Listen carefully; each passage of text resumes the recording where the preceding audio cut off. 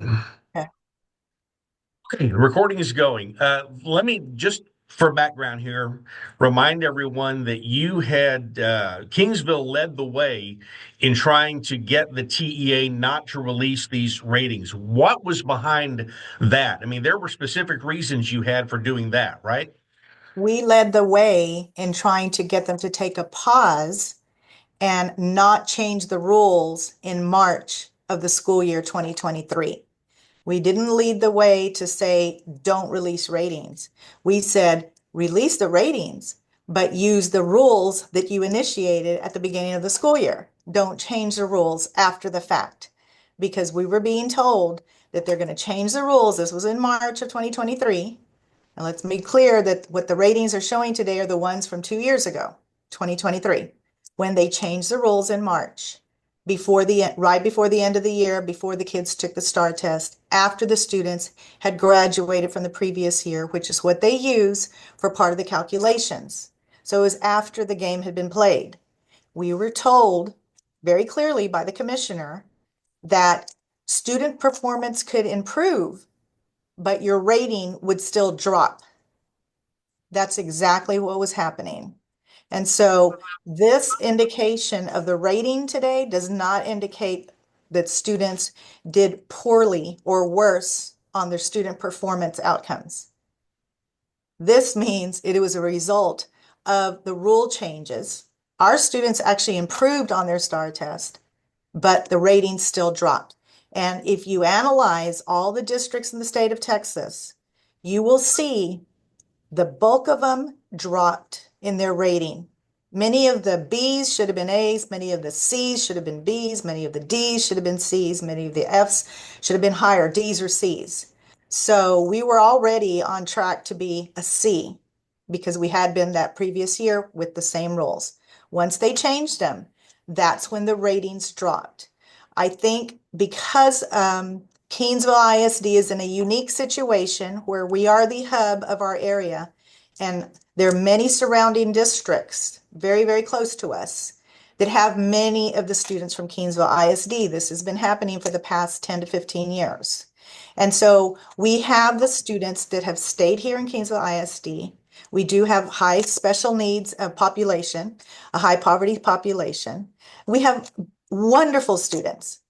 But the fact that they changed the rules in March, that dropped ratings. That doesn't mean it dropped student performance.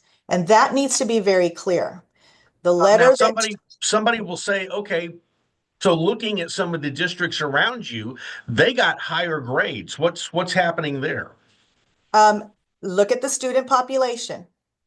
Okay, look at the student population of students. Do they have the ability to select students, or do they have to welcome them all? Okay. If you can cherry pick the group of students that you have, that is a much easier platform to use when you're trying to make sure you have a certain grade. However, we don't do that. We welcome all students, no matter what their needs are. So we are looking at growth. And when they release the 2024 ratings, you're going to see there was growth from 2023 to 2024. And now, right now, our students are taking the 2025 STAR. Those scores, the preliminary scores, will come out at the end of May. And I anticipate that you're going to see growth, not just in Kingsville, you're going to see growth everywhere else because now we've had a little bit of time to actually adjust to the rule changes, which is what had been done every year before. Every time they changed the STAR test or changed the rules, they always allowed school districts to have a whole harmless year to adjust to the new rules and to the new standards. This is the first time in 2023, during the 88th legislative session, at the same time they were trying to pass vouchers.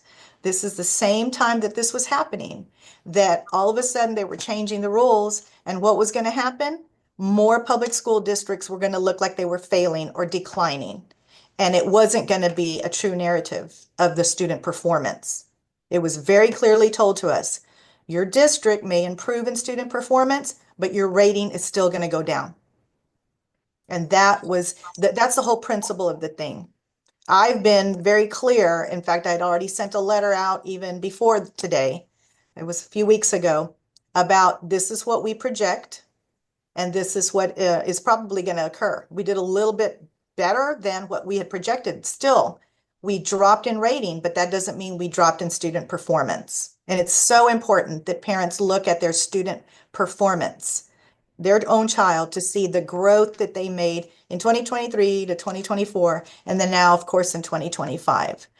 So many people are missing the principle of this whole thing. There's no reason that 121 districts from across the state of Texas would have joined this lawsuit had there not been some reason for it.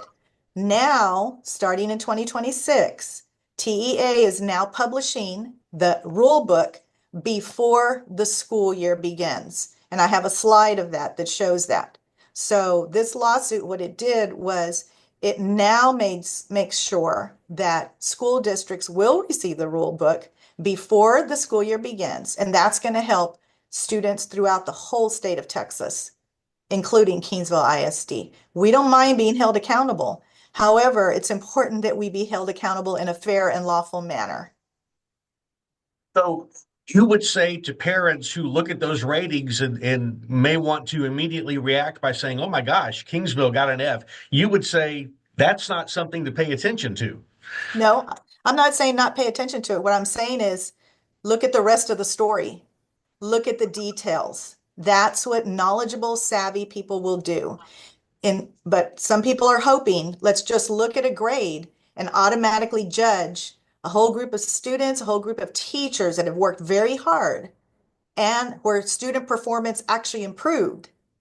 That rating does not reflect the work and the progress, the student progress that has happened, unfortunately. What it does is it causes a panic that is not necessary, and it's not based on the whole story. So I think that's very important instead of it turning into some sort of a gotcha. It should be, what are we going to do to help any districts continue with the new rules? And that's what we're doing. I'm very confident that the STAR test that our students are working on this week and all this month, we're going to see significant growth. Again, because we knew the rules before the game started.